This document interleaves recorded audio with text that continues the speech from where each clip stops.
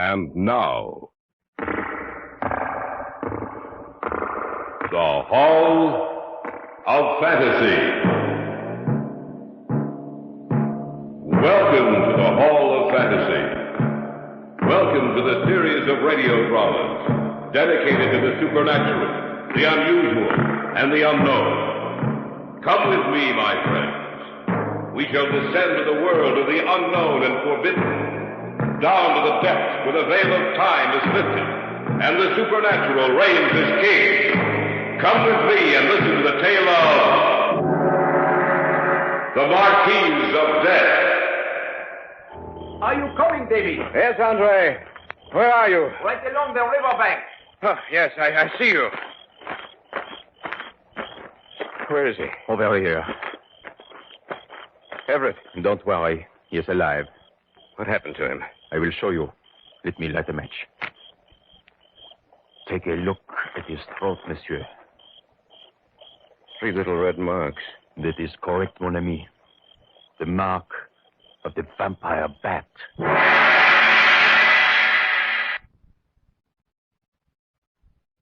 And now for our story. An original tale of fantasy by Richard Thorne entitled The Marquis of Death.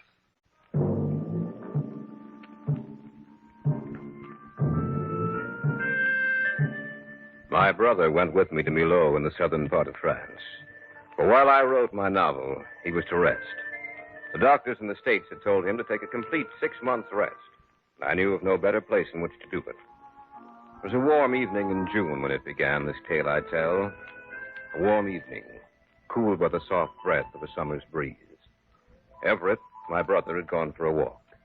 Monsieur Andre Lecour, the son of the mayor of Millau, had dropped in for a glass of wine. Another glass, Andre? One more, and that is all. And how are you coming with your novel, mon ami? Haven't even started, Andre. I've only been here 2 weeks, you know. What's the matter? Why do you wait so long to begin? Oh, your wine, Andre. Avec plaisir. Oh, I can't explain it, Andre. It just can't get started. I thought I had a good plot when I came over here, but the more I think about it, the less I like it. Then you do not know what you will write about? No. I hope you'll not think it presumptuous of me, monsieur. But I know the story you could write. Oh? I shall tell it to you. Have you ever heard of those they call the undead, les morts qui vivent? The undead? Doesn't that refer to someone who lives even after death? Oui, but in a very certain way, mon ami. One who lives after death by feeding upon the blood of the living. A woman who was known as the Marquise de la Mauparte. The name rings a bell somewhere in my memory, but I can't quite place it. It should, mon vieux. Many stories have been written of the frequent appearances she's made since her death. Since her death? Oui. I myself saw her one night, many years ago when I was just a lad. I shall never forget the sight of her. Why? Was she so terrible to behold? Oh, quite the contrary. She was the most beautiful woman I have ever seen. Shall I tell you about her? Oh, yes. Mettez-vous à votre aise, for it is a fairly long tale. 150 years ago, this part of France was the personal property of the Marquis de la Mauparte. The Marquis was a kind man who cared for his people as much as they cared for him. He was a lonely man, the Marquis, but he entrusted himself with his people and this way forgot his loneliness. When he was almost 45, he married her. No one knew how she came to this province, nor when she arrived. Immediately, the Marquis began paying attention to her, and in a short while, they were married. It was after the marriage that the Marquis began to change. She seemed to bring out in him everything that was bad. One night, there came to this province an unknown carriage drawn by 4 coal-black horses. Get out! Get out now! The driver whipped the horses and called out harshly to them. Those who saw the carriage said the driver had the eyes of a madman. The carriage raced along the road, stopping finally when it came to the Chateau Mauparte. No one got out of the carriage, but the driver jumped down and made his way into the chateau. The driver claimed to be the father of the Marquise, and that she must return home with him for a while. And indeed, the Marquis upheld his story. I must go with you, my husband. But it will not be for long. And so she went with the black-caped man with the terrifying black eyes. 1 month to the day she left, she returned. The same man drove the carriage.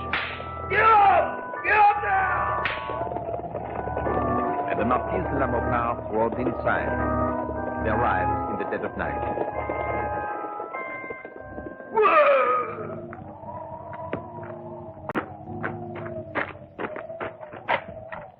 We are here, my daughter. As I see. You have what I have promised you. As long as time exists, so shall you exist. Others may die, but you will live forever. Remember that at night, when the sky is dark and the moon is high in the heavens, then you shall walk the earth while others sleep. Then you may strike them down.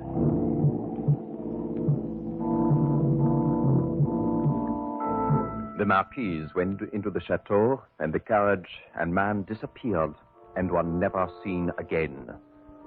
It was after her return that the Marquise developed an aversion to sunlight.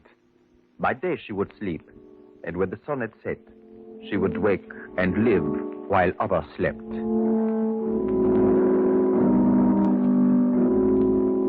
The Marquis soon died, and he was laid to rest.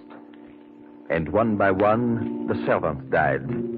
And those that were left ran away, saying that she had caused their deaths. And they said that the mark on her neck she had when she returned to the Chateau Maupeou had been caused by a vampire, and that she too had become one of the dead who live, les morts qui vivent. Is that all of the story? Oh, mais non, mon ami. It captures your interest, I see. Yes, go on. The Marquise disappeared shortly after that, but occasionally the villagers would see her, and some lived to tell about it. What do you mean? Many they found dead. Those who were brave enough to go abroad at night, dead with the triple puncture of the vampire bat on their throats. You don't actually believe that, do you? Oui, I do. But, Andre, you don't expect I me tell to... you, I saw her, mon ami. When I was younger, I didn't believe the tale. Another lad and I had gone over to the chateau to play around the ruins. It became quite late, and the sun set in the west. Suddenly she was there, in back of me, standing there in a black gown, with her raven tresses falling down over her shoulders, her skin the color of pale ivory, and her eyes looking through me, holding me in a trance by their power. Oh, no. I shall never forget her, mon ami. She must be beautiful, the way you describe her. Words cannot do justice to her. By the way, where's your brother? Oh, he said he was going for a walk along the river. Which way, north or south? I don't know. Why? Because the ruins of the Chateau Maupeou stand north of Millau on the river. No one ever walks there alone at night.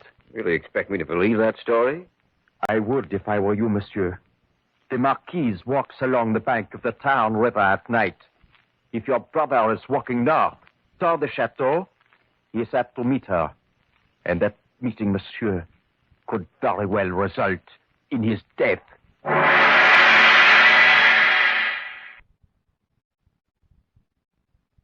Back now to our story. An original tale of fantasy by Richard Thorne entitled The Marquis of Death.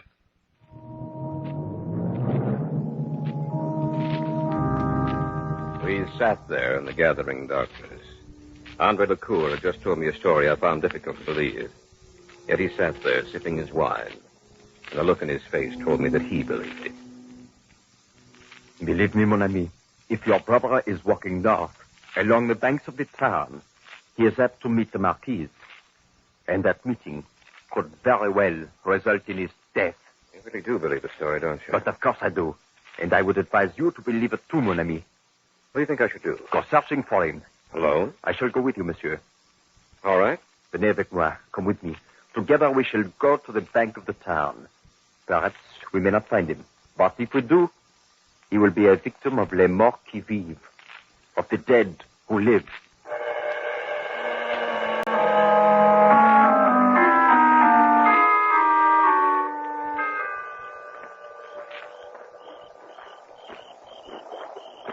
What if he walked the other way? Then we shall have made the trip for nothing, but at least we'll know.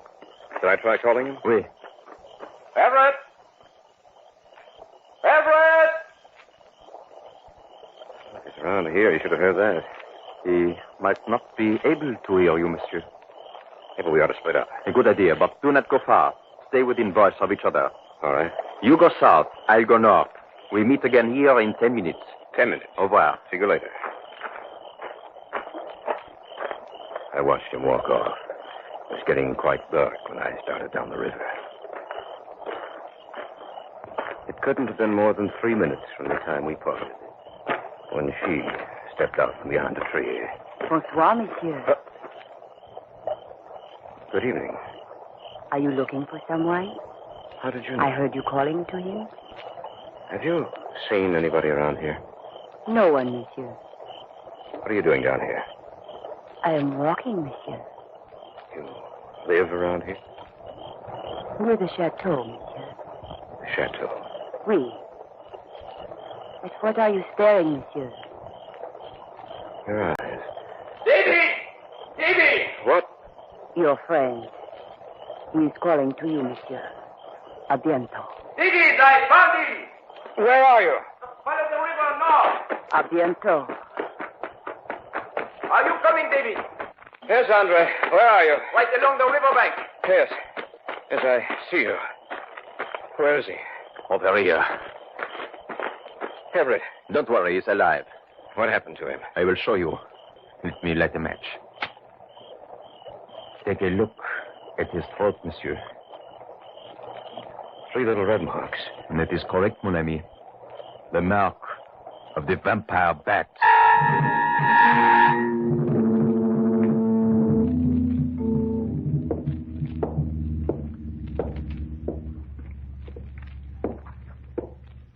We shall know how your brother is in a few minutes, mon ami. Stop wearing holes in your carpets. I saw someone out there, Andre. Out where? By the river. Oh? Who was it? A woman. A woman? Yes. What did she look like? I don't know. It was pretty dark. She stayed by. She's bringing Ed back here. Did she talk to you? Yes. What did she say? Well, she said she was out walking, that she lived near the chateau. You know, her eyes, they were the only things I could really see clearly. They seemed to burn and shine in the darkness. I felt like I was being hypnotized, and then you called me. That snapped me out of it. Then you have met the Marquis of Death, mon ami. And had I not called you when I did, you would not be alive to tell about it. Did she say anything else? Yes. She said, a bientôt, 2 or 3 times. You know what that means, do you not? Something like, I'll see you again soon, isn't that it? Oui, and she means that, monsieur. She will see you again. Oh, the doctor's coming. Yes. Perhaps he can tell us how badly your brother has been hurt. How is he, doctor? He is at a narrow escape. You are his brother? Yes. He will need blood transfusions. He has lost a great deal of blood. Then, do you think we should take him to the hospital? We cannot do that, Monsieur Gaumont. Oh, why not? This is a very delicate matter. The people of Milo will not allow it. What do you mean, Dr. Moreau? You tell him, Andre. Oui, doctor. What he means, David, is that she will follow your brother wherever he goes. The doctor cannot take the risk of bringing him to the hospital. The danger to the other patients would be too great. You can't just... I shall bring it back here, Monsieur Gaumont. All right. He was walking down by the river, was he not? Oui, Monsieur Gorman and I went after him. We found him just in time. Those 3 marks on his throat. You know what they are, monsieur? The marks of the vampire bat. The mark of the Marquis of Death. Well, hasn't anything been done to stop her? Because we cannot find her, monsieur. And besides, the townspeople are afraid to go after her. If they went out in sufficient numbers, They've tried that before, mon ami. When the sun shines, they've gone out and searched for our resting place, for she lies helpless during the reign of the sun. They've searched all day, and yet they've not found it. And those unlucky ones who stayed after dark, some of them went to join those she had claimed earlier. That's why they do not go out after her, mon ami. They are afraid, and with good reason. What do they do? There are protective measures, Monsieur Gaumont. Garlic, the cross, things which the dead who live fear. But it is getting late. I shall return as quickly as I can. What was that? It sounded like a window breaking. Came from upstairs. Come on. Could he regain consciousness? I doubt it. Then what broke the window? We'll see right now. Look out! What was it? The dead who live. The vampire bat. What's it doing here? Let me see. He's all right, isn't he? No, Monsieur Gaumont. He is not all right. He will not need the transfusion now. Your brother is dead.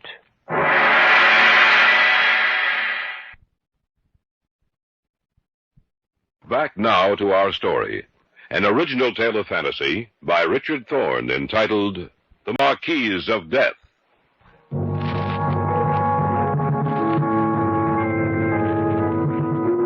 The three of us, Andre Lecour, Dr. Moreau, and myself, stood there, staring out the broken window after the thing that had flown out. My brother lay in the bed, eyes open, seeing nothing. He will not need the transfusion now. Your brother is dead. What? That is correct. Remember what Andre said about her returning? Well, she did. She came back before we could do anything for him. Now, it is too late.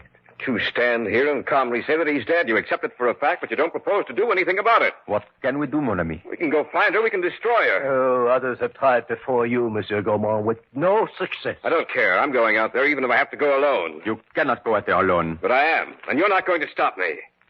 I shall go with you, mon ami. And I, Monsieur, I shall go with you, too. What about him? He will be all right, Monsieur Gaumont.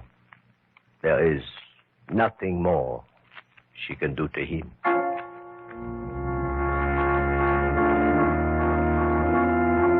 Before we started out, the doctor insisted on picking up some things. Eventually, we were ready, and we started out into the blackness of the night. You have everything? Yes. All right, let us go. Where shall we begin, Doctor? In the ruins of the chateau, Andre. Why did you bring all those things, Dr. Moreau? The wooden stake, crosses? If we find les morts qui vivent, the dead who live, we shall have need for the things we have brought. We must stay close together. Close enough so that we can always talk to each other. No matter what happens, we must not become separated.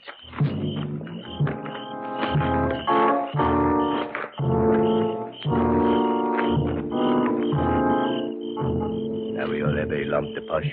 A what? A flashlight, mon ami. What are we to look for? A trail, a good path worn smooth by the years of returning to our resting place. I've been thinking since we started out tonight, and that, I am sure, is the only way we can find her. At either end of the path, there we shall find the resting place of the Marquis of Death. Let's begin. Oui. I will take the center, Andre. You take the left. All right. Monsieur Gaumont, you take the right. All right. We will circle the chateau at varying lengths from it. Look not only for the path, but for the presence of each of us, so that she cannot destroy us singly. All right, let us go. Right. Bonne chance, messieurs. Bon chance. Good luck. That is far enough, Monsieur Gaumont. Right. Look for the footpath. Oui. Bonsoir, monsieur. We meet again. What? Silence. Where did you come from? I have been following you, monsieur. You're so beautiful. My eyes. Look at my eyes. Your eyes. And I come close to you. Like this, monsieur. So close. Davy! Doctor, look! Hold up your cross, David! Your cross! À bientôt, monsieur. David, are you all right? Are you all right, Monsieur Gaumont? What happened? Let me see your neck, monsieur. Is he all right? Oui. She did not touch him. All of a sudden, she was here beside me. She told me to look into her eyes. I couldn't help myself, and then I seemed to be going to sleep. It is a good thing Andre looked back and saw you, Monsieur Gaumont. We reached you just in time. We will have to stay together, the three of us. We cannot split up. Oui. You're standing right there, right? Look, Where? right there. It's a path. You have found it. What should we do? Follow the path, naturellement. Let us go. This path, it leads away from the chateau. Always before we search near the chateau. The woods get heavy up ahead, Doctor. And she cannot harm us as long as we stay together. Put the cross around your neck, Monsieur Gaumont, as Andre and I have done. Right. Had you worn it there before, she would not have come near you. Now, the woods begin here. Let us go slowly, then. The path is well hidden. Oui. No wonder we have missed it so many times before. Look, up ahead. A cave. The path leads into a cave. Then that must be her resting place. Let us go quickly. Be careful. She'll be around here somewhere. It's getting close to morning. The sky is lightening. Oh, the better for us, Mr. Dumont. She will be powerless when the sun rises. This is the cave. Let us go inside. Shine your lamp to posture ahead of us. I see something. Up ahead. Looks like a coffin. It's a coffin, monsieur. Aye. She will be returning soon. The sun will rise in a short while. She must return here to sleep through the day. Back to the other side, into the shadows. Prenez garde. She comes. There was a bed up there. And suddenly it changed into a beautiful woman. Silence. She has stopped. Now, she is getting into the coffin. The sun is rising. Now we get her. Where did you go? You die, Marquis de la Montpart. The sun is rising, Marquis. There's nothing we can do. Now, we must go you. No! Die! No! Come on!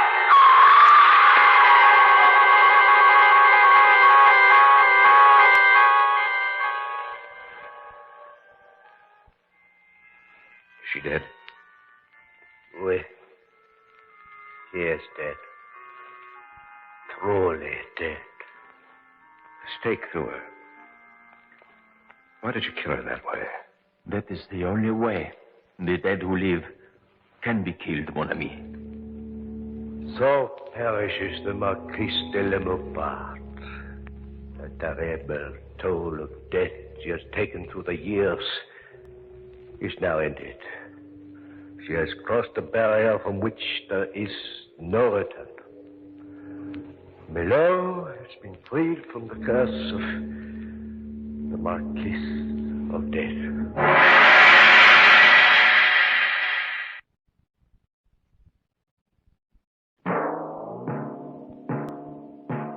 So runs tonight's tale of the unusual, the terrifying, the unknown. Join us again when next we journey down the corridors of the Hall of Fantasy to hear another strange tale of the supernatural. All characters and events portrayed in these programs are fictional, and any similarity to actual events or persons, living or dead, is purely coincidental.